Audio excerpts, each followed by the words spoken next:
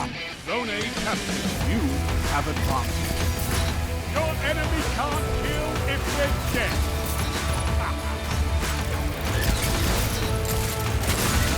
2 for 1. Yes! 3 down! This is how you grow strong.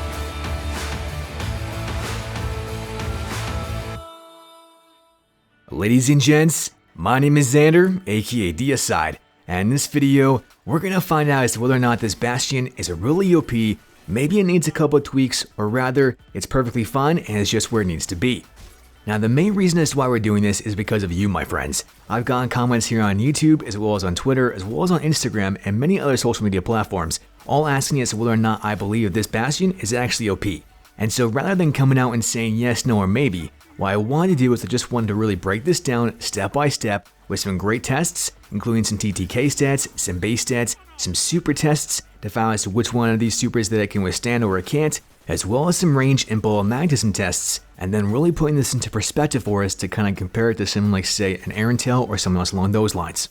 The only thing left to do is just to simply sit back, relax, take a chill pill, maybe grab some sun chips, and of course, eviscerate that notification button, and let's jump right into the video. As many of you already know, one of the very first things that I love to do is I like to look at a weapon's TTK stats. But before we can even begin to get into that, what you gotta understand about this Bastion is what makes it truly exotic. The first of two things that does this is that it's a kinetic fusion rifle. There is no other kinetic fusion rifle in the entire game, and for that one reason, it's certainly worthy of its exotic status. But the other things that make it exotic is some of its perks. And so as you guys can see from right there, the first one that makes it exotic is called Saint's Fist. And Saint's Fist states that this weapon fires 3 spreads of kinetic slugs. Ensuing this is its second perk called Breakthrough, and Breakthrough states that a portion of this weapon's damage bypasses elemental shields. That latter perk called Breakthrough is what makes this thing exceptionally powerful, especially when we're facing off against supers, so much to the point that it's gonna fail snap guardians into existence, saying adios, bye-bye. Now don't worry, we'll catch all those types of tests in just a couple of seconds. But the other thing that is vital for you to comprehend is that this thing fires 3 separate spreads, each of which is then going to contain 7 slugs. Unlike other fusion rifles, someone like say the Erentil has 1 overall spread and it fires 7 bolts, not simultaneously, but very close to that. But this Bastion on the other hand, fires again 3 separate spreads, each of which are then firing 7 kinetic slugs, and in total, that's then 21 slugs. Considering the fact that each one of these slugs or bolts, doesn't matter how that you want to look at this as both meaning the exact same thing, are all doing a maximum of 30 points of damage or a minimum of 10 points of damage is just astounding. This means that in every single spread, you have the potential to do 210 points of damage or a minimum of 70, but then when you multiply that by 3, that's then up to 630 points of damage or a minimum of 210. Obviously, this thing's going to annihilate, decimate, and eradicate every single guardian in its path. But just to kind of get a better comprehension of this for each and every single spread, what I want to do is I want to break this thing down in its TTK stats for the first spread, second spread, and third spread respectively, and we can see all those stats right there on screen. And going from left to right, the optimal time to kill that this thing is going to have to actually down a single guardian is exactly 0.78 seconds, because that's precisely how much that the charge time is then going to correlate to actual time. As we happen to continue to do more and more spreads, we're then going to have more and more time that passes, and so with each and every single spread that passes, then exactly 0.2 seconds goes by. This then means that for firing 2 spreads, it's then going to take 0.98 seconds, but for firing a full 3 spreads, it's then going to take 1.18 seconds. Now does this mean that it's going to take a full 1.18 seconds to down a single guardian? No, it definitely doesn't, because remember, all you simply need to do is wait for that first charge time of 0.78 seconds, and then bada bing bada boom, they're going to have that first guardian killed, most likely. But you are still going to have to wait for the next 2 spreads to be fired. However, what this does mean is that because each and every single spread can do up to 210 points of damage, we can actually kill up to 3 guardians in one single charge time, and that right there is just mind-boggling. If you happen to get a triple kill in just one charge time, I think it's safe to say that enemy guardians might become a little bit salty. But is that going to happen very frequently? Most likely, probably not. What I will say is actually what you saw in the intro and what you've probably seen throughout this game footage so far many times is that I have downed 2 guardians in one single charge. And so that is probably going to happen much more likely than what you might think. But even so, The very next thing that I want you to comprehend and understand is how powerful that this thing really is against every single super. As we go into the private match, we're going to do just that. But before we go any further, what I want you to see is all my friends and their overall resiliences that I'm testing them against. The Hunter is at 10, the Titan's at 9, and the Warlocks also at 10, so that we're going up against the maximum possible resilience, or at least as close as what we could get to go up against these supers. First up is the Arc Roaming Supers, and with this Bastion, it was able to take out every single one of these Guardians, no problem, piece of cake, but it did happen to take all 3 spreads to actually down each and every single one.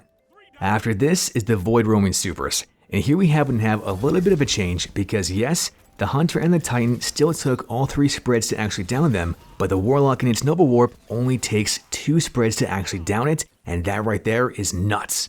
Ensuing this is the Solar Roaming Supers, and for the Hunter, obviously that guy got wrecked within just simply 1 spread, but for the Titan and the Warlock, each one of these 2 Guardians, while in their supers, was only taking 2 spreads to actually down them, meaning that we still had an entire 7 bolts that were just simply there saying, hey, peekaboo, how you doing? Realizing this, I thought to myself, okay, well, why don't we go ahead and test a couple more things here, in particular a blocking arc staff, and of course, that then took no damage. But then afterwards, I actually downed him and it only took 2.5 spreads to actually kill that Guardian. Just to make sure that the Burning Maul super actually did take 3 spreads to kill it, I had tested it out, and sure enough it did. But then lastly, we happen to have the Well of Radiance, and this one was actually quite surprising because it also was down in just 2.5 spreads. And seeing this Bastion go up against all these supers, it's very clear, just the same way that it is to you and to me, that this bad boy right here is going to be like summoning all 5 pieces of Exodia and obliterate every single Guardian in your path, and not even 3 blue-eyes white dragons are going to stand in your way.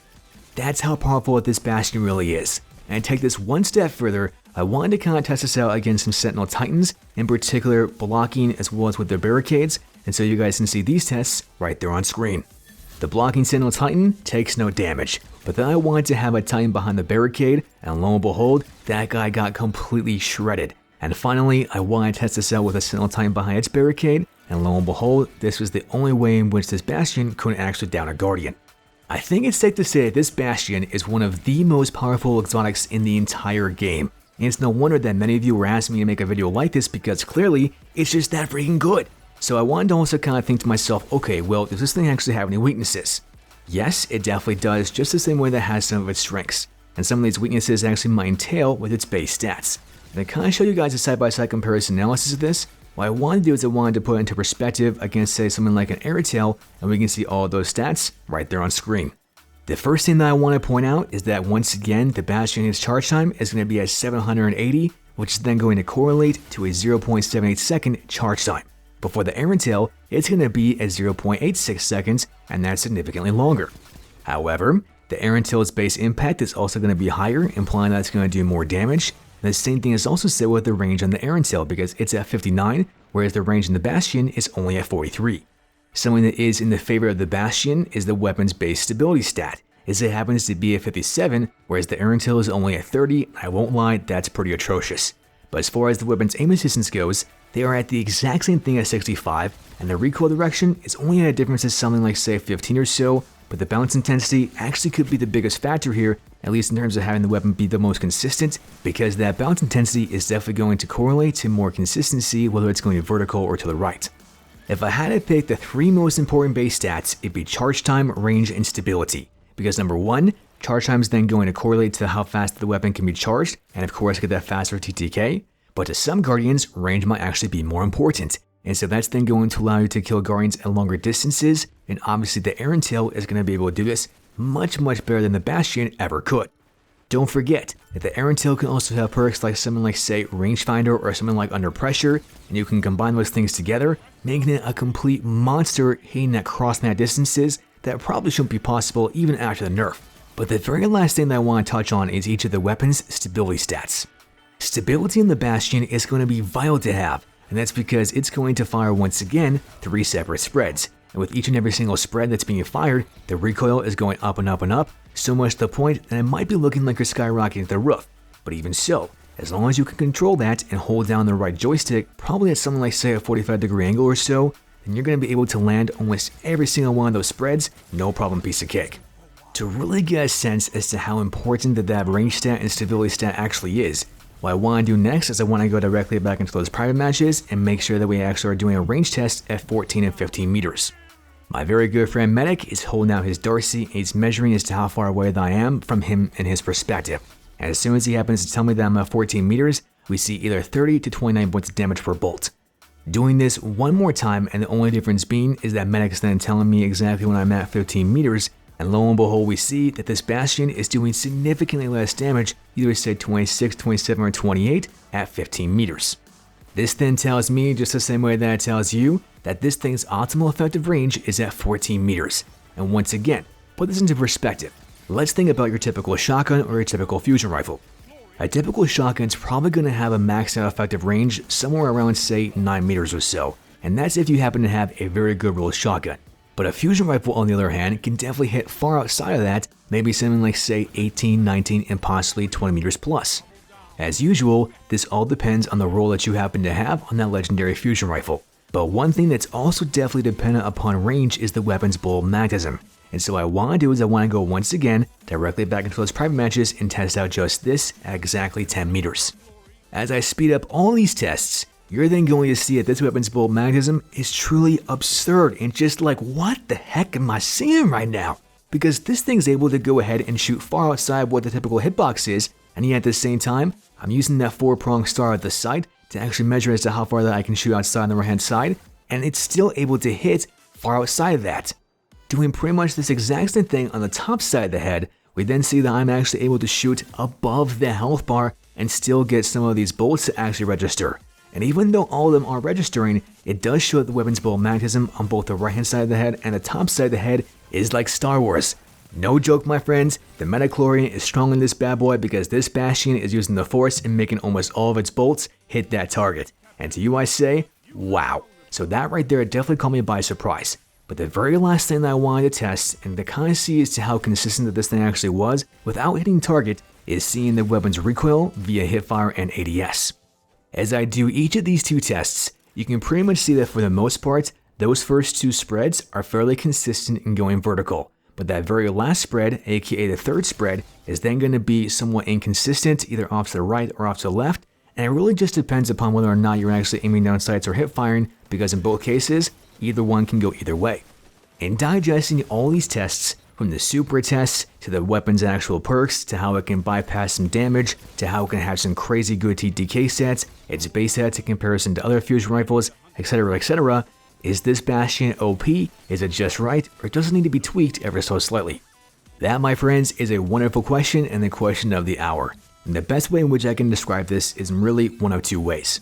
And going up against a typical Guardian, I actually like the weapon just the way that it is.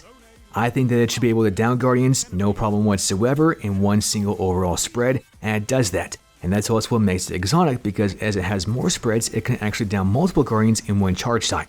And being 110% crystal clear, I think that that by itself is definitely worthy of its exotic status. But the second point that I want to make to this is kind of counterintuitive to that point, in that going up against supers, maybe it is a little bit powerful. Remember, this Bastion was able to down every single Guardian in the entire game while in their super. And not just that, but on some supers it was actually able to do it in 2 spreads and not a full 3 spreads. In this respect, I think that the Bastion still should be able to down supers, because that's what makes it exotic, but it shouldn't be able to do so in just 1 spread or 2 spreads, and rather it should take 3 spreads for every single Guardian in their super. As the weapon currently stands, I think that's a little bit ever so slightly forgiving in going up against every super, and rather I'd like to see this forgiveness taken away in some shape or form. I'm not sure how this is going to be done, but hey, you guys know me to a T in that I am all for making some brainstorming ideas into how this can be done. And so please, oh please, oh please, let me know what your guys' ideas are down in the comment section below. There is no doubt in my mind that you are going to provide so many excellent ways in which this can be done, and you can bet your bottom dollar that I'm going to read every single one of those comments, and I really can't wait to see as to exactly what you guys gotta say. No matter which brainstorming idea or perspective that you might have, you always know that I'm going to respect that, and that's something that I can guarantee. Lastly, be sure to watch the newest, check the latest, and share, comment, like on social media, because you are the greatest. That's pretty much all I've got for you as of right now, Diaslayers. As always, GG, TNT.